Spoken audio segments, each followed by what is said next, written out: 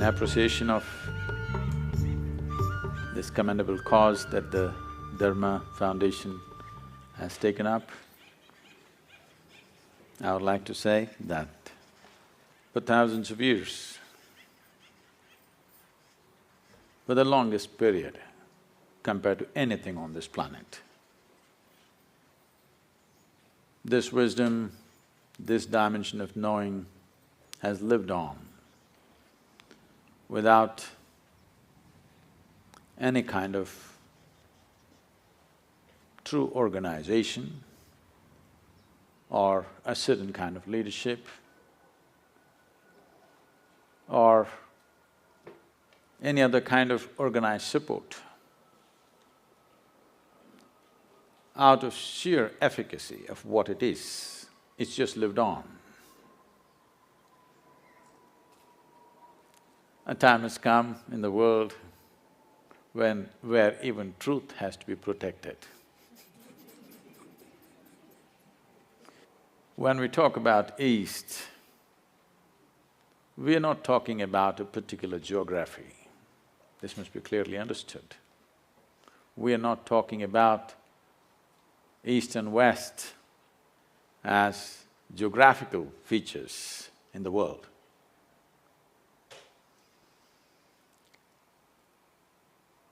Any number of great minds in America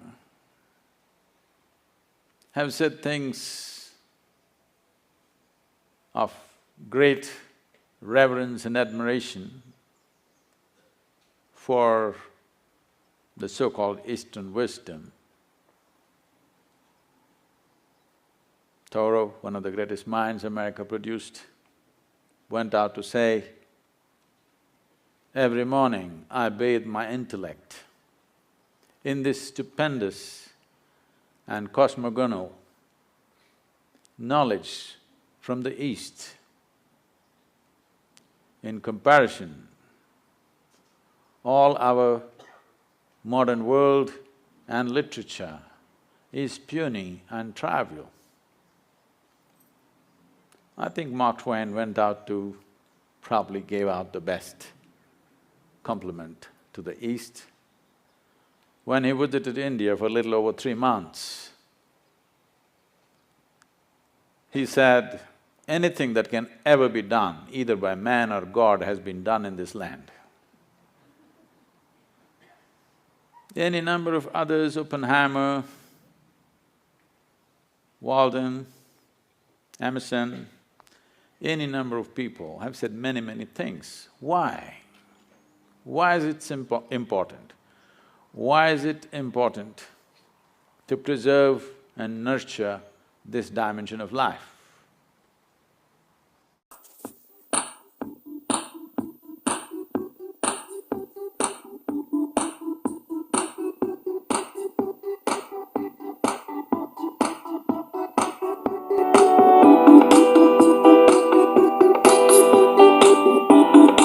The fundamental reason why it seems to be so significantly different is because it is not a product of human intellect. It is not deductions that we made out of our intellect. This dimension comes from a profound inner experience where there is no right and wrong, there is no up and down, just seeing things the way they are. And when we say dharma, we are not talking about a religion as modern translators went about interpreting dharma as Hindu dharma or whatever, another religion.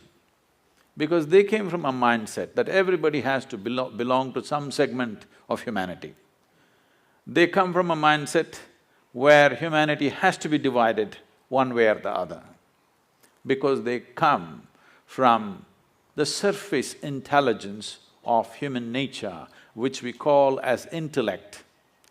Unfortunately, the modern societies, modern education systems have entirely dedicated themselves to the human intellect, completely ignoring other dimensions of intelligence which definitely exist within us. When you go by the intellect, the nature of the intellect is always to dissect and divide, because intellect is essentially discriminatory in nature. And intellect functions always with a certain identity. If you have no identity, you cannot use your intellect. So with individual identities, either of race, religion, nationality, caste, creed, gender, when you apply your intellect, it'll split the world into many pieces. So the significance of what we are referring to as the spirit of Eastern wisdom is, it does not come from human intellect. It comes from a deeper dimension of intelligence within us. When I say a deeper dimension of intelligence, a simplistic way of looking at it would be, whatever you had for lunch today, if you had a piece of bread, over the afternoon, this bread is being transformed into a human being. You definitely cannot do that with your intellect. There's an intelligence here which is capable of making a banana into a human being.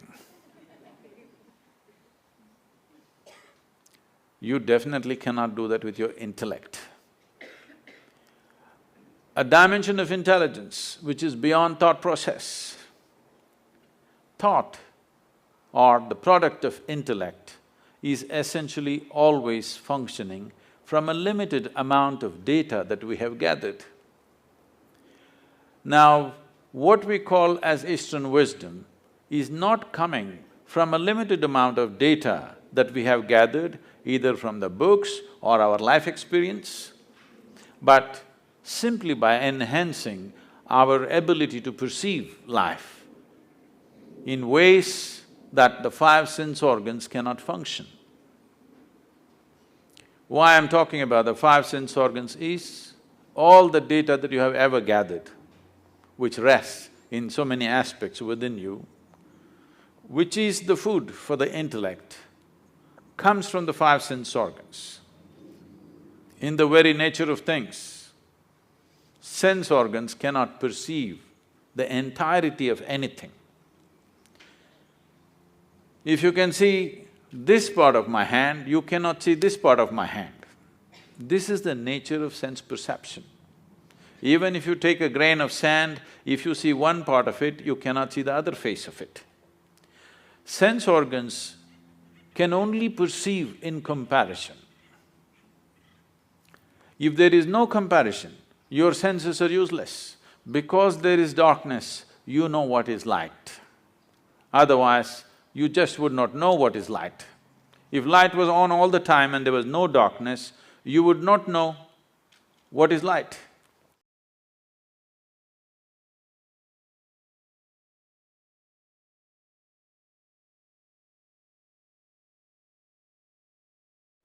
Because there is silence, you know what is sound. If there was no silence, you would not have the idea of what is sound. So always in comparison, it is like, let's say you're 6 feet tall. Now, you walk like a tall man, you think like a tall man, you feel like a tall man, you are a tall man. You went to another society where everybody is 8 feet tall. Suddenly you walk like a short man, think like a short man, feel like a short man, and you are a short man. So what you perceive in comparison is a distortion of reality. It is not reality as it is. So whatever we perceive in comparison is useful for our survival process.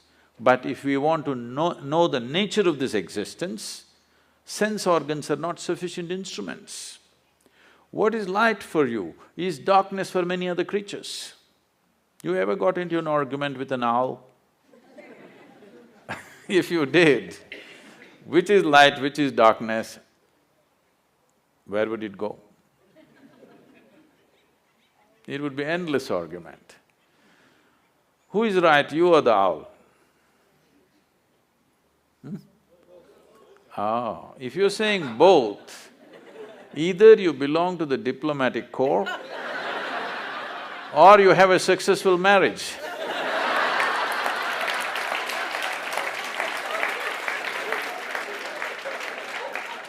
You have learned to say both, both, both for everything.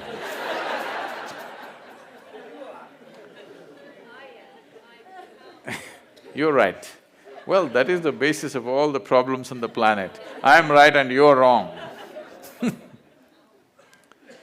The fact of the matter is, you're perceiving it as it is necessary for your survival. The owl is perceiving it as it is necessary for his survival. If survival is all you're seeking, your five sense organs and intellect are sufficient instruments.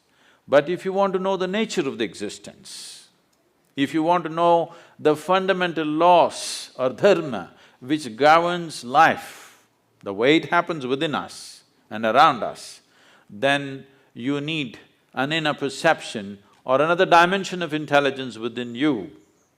Otherwise, you will only cut the world into pieces.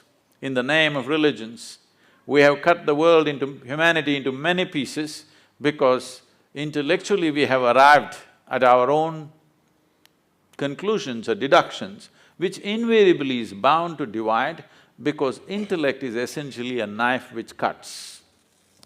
It can only dissect. By dissection, you can know certain things. But if you really want to know someone that you love, you don't dissect them, you embrace them.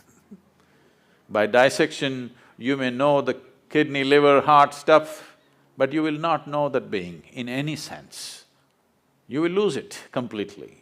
So dissection is the way of the intellect because it is a sharp instrument. It has to cut open everything that's given to it. But the East found another way. Out of profoundness of experience, you can know life. By turning inward, you can know life. When I say turning inward, you must understand that essentially the five sense organs are always outward. You can see what's around you, but you cannot roll your eyeballs inward and scan yourself.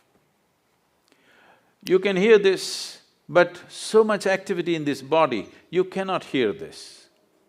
If an ant crawls upon this hand, you can feel it. So much blood flowing, you cannot feel it. Because in the very nature of things, sense organs are outward bound.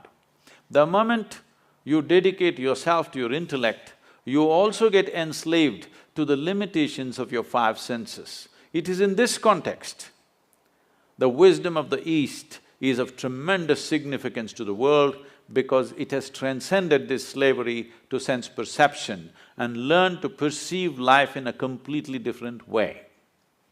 What is this completely different way? In English language, if you say mind, it is just one word, it is supposed to say everything. In the yogic culture, there are 16 parts to the mind, 16 dimensions of human mind. Now if I go into 16, it would take too much time, so let me compress it into 4. The 4 aspects of the mind are called buddhi, ahankara, manas and chitta. Buddhi means the intellect. Today, modern world is largely run by the intellect.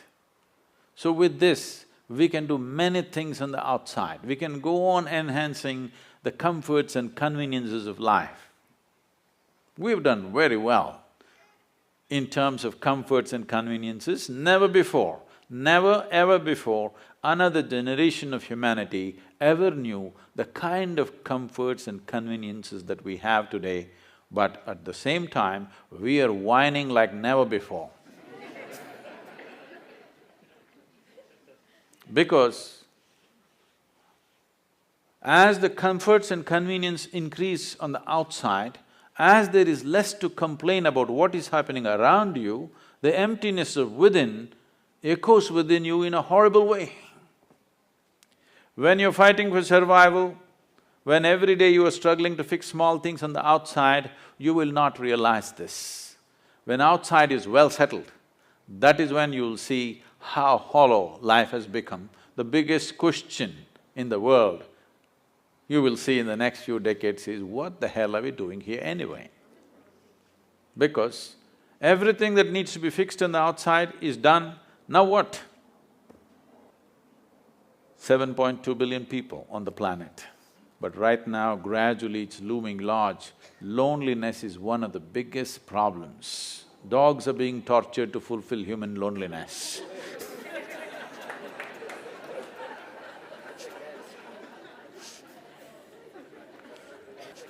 Because as you dedicate yourself more and more to your intellect, you will naturally become more and more lonely because it keeps on dissecting and cutting life into various pieces for examination, and then you will see you yourself will be split up into many parts after some time, if you go by the intellect, 100%. The next dimension of the mind is referred to as ahankara. Normally people think it means ego. No, it means identity. You're identified with something. The moment you're identified with something, your intellect will work only to protect that identity, no matter what, whichever way you think. Your ideas of which nation you belong to, which race you belong to, which culture you belong to, which religion you belong to, which gender you belong to, the moment you get identified, your intellect will work only to protect that identity. So, it is a certain kind of prejudice. Well, you may say, I'm not prejudiced, I'm very broad-minded. All right, it's a broad prejudice.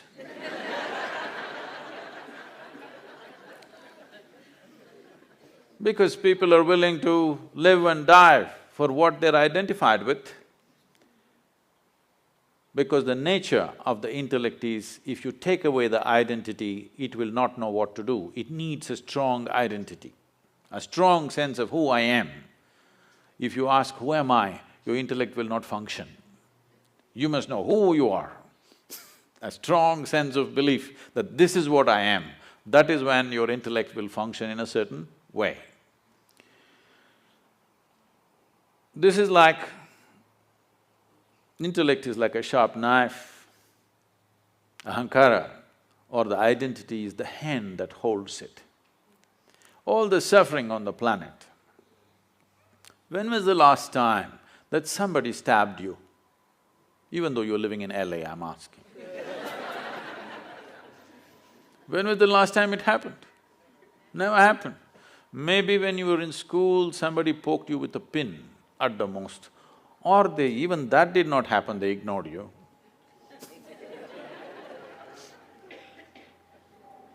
Or what I'm saying is, how much suffering for a human being is actually coming from outside? Almost nothing. Rest is all self-help. Because this is a sharp knife given to you, unsteady hand, every day it's cutting itself. You know, we were trekking in Nepal and Tibet region, and I was in a tent. Someone was cutting an apple, and someone else, another person says, "This is a very sharp knife, be careful." It irritates me because such an obvious thing, you call it a knife only because it's sharp. If the damn thing is not sharp, why will I call it a knife? And if it's a child, yes. A full-grown man, you don't tell him it's a sharp knife. I ignored it and I was working on something. Another 2 minutes, again it is said, "It's a very sharp knife, be careful." I said, "Come on, leave him alone." He's a grown man, leave him alone. He's not handling some super instrument, a knife. He should know how to handle a knife.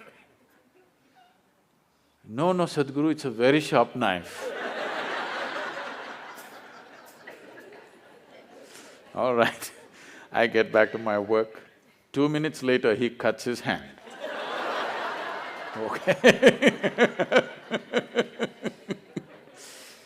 Now, the problem is just this, you've been given a sharp knife, unsteady hand, every day cutting yourself.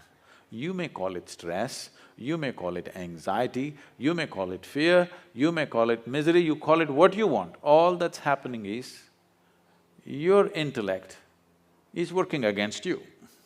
That's all it is. Unless somebody is stabbing you from outside, that's a different issue. We need to deal with that differently. Rest is all your own intelligence turning against you. You may call it 1,000 no, my mother-in-law, my boss, my neighbor, they're not stabbing you, they're only saying what they want to say. It is you who's poking yourself because an unsteady hand, that's all. But this intellect cannot function without a memory bank. So what is called as manas is a silo of memory. There are 8 dimensions of memory. Let's not go into the detail, but you know this much. There is a conscious memory. Today they're recognizing a subconscious memory. You know there is genetic memory. You may not remember how your great-great-great-grandfather looked like, but his nose is sitting on your face. 1,000,000 years ago, how your forefathers were, even today, your body remembers. You may not remember here, but your body remembers every aspect of it. Even the color of the skin it is remembering, not forgotten. So there is genetic memory, there is evolutionary memory. Like this, there's a profound dimension of memory in the body. There are 1,000,000,000,000 times more memory in your body than in your mind.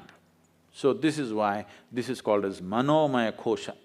This is an entire manas, not in one place. Intellect may be up here, but the manas spreads right through the system. Every cell in the body has a memory of its own, has an intelligence of its own.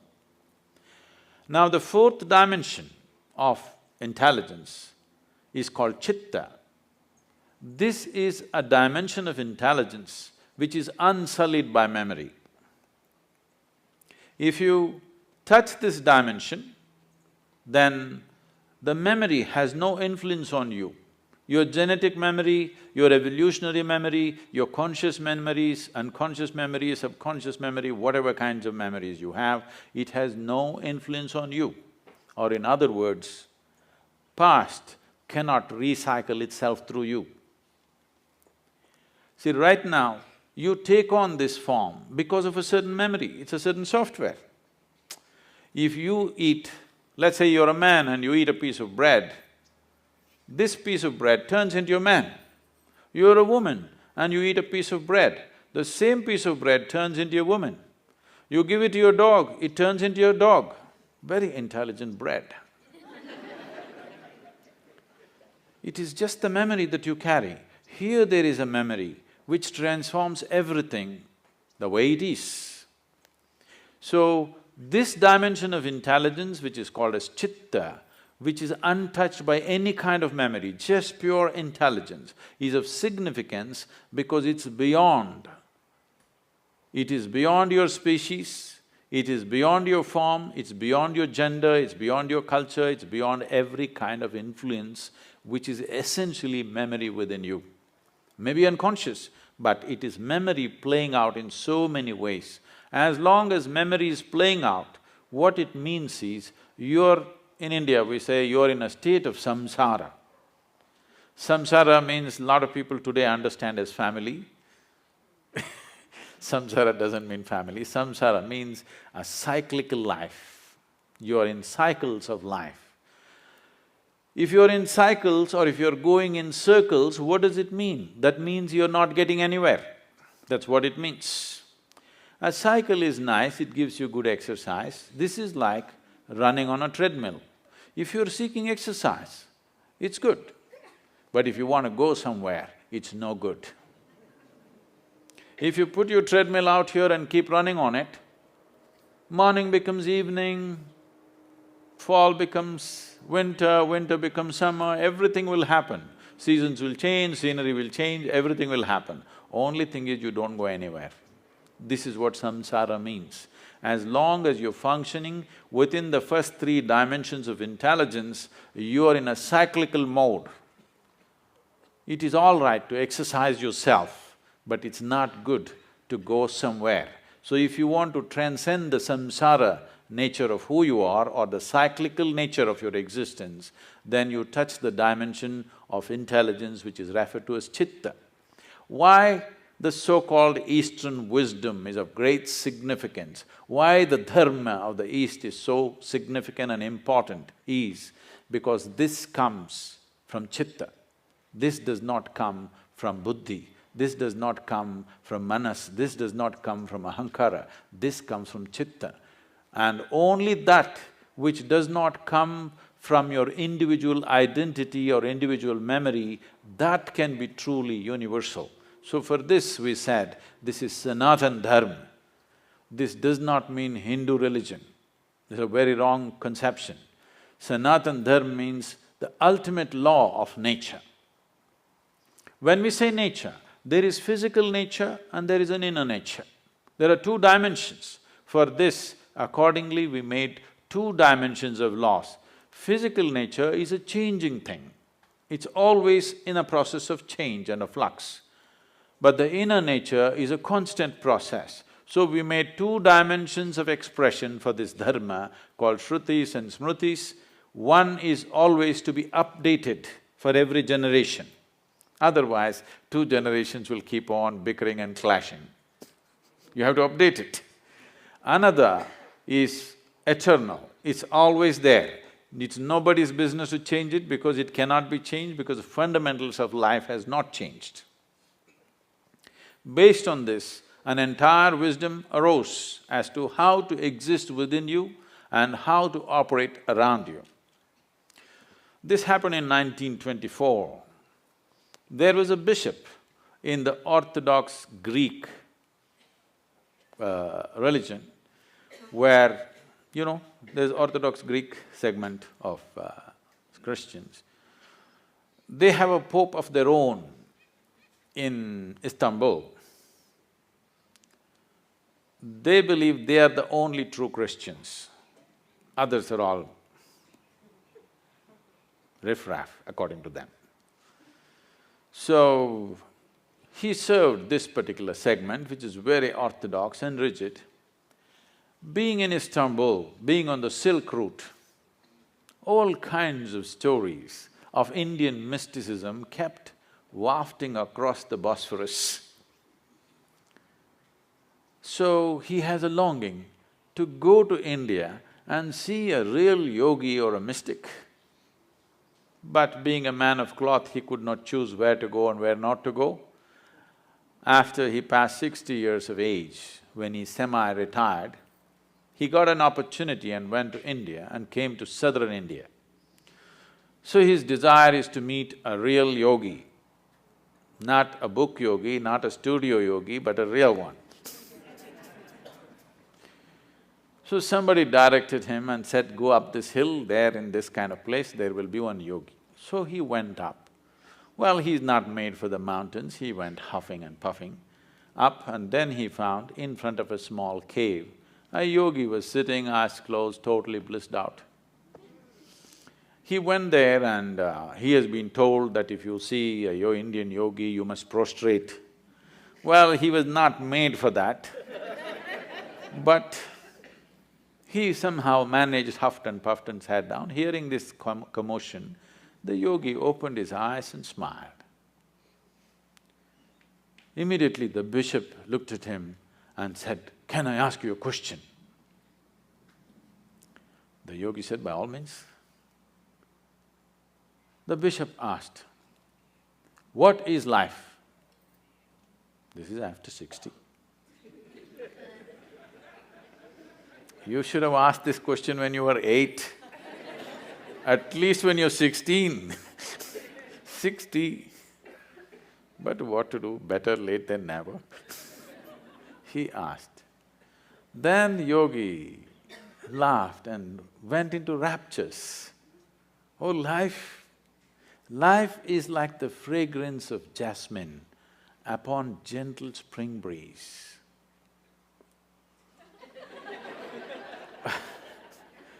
The bishop looked at him and said, "What? Life is like fragrance of jasmine upon gentle spring breeze? Our teacher told us, life is like a thorn.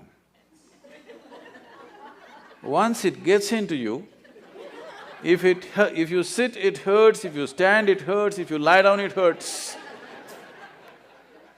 What is this fragrance of jasmine upon gentle spring breeze? So the yogi smiled and said, "Well, that's his life." So this comes from the fundamental that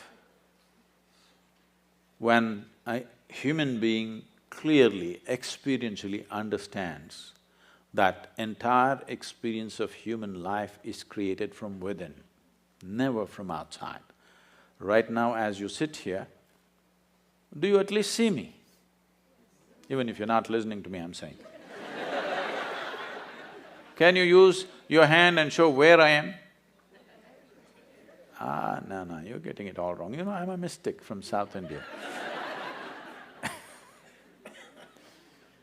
Now this light is falling upon me, reflecting, going through your lenses, inverted image in the retina, you know the whole story. Where do you see me right now? Within yourself?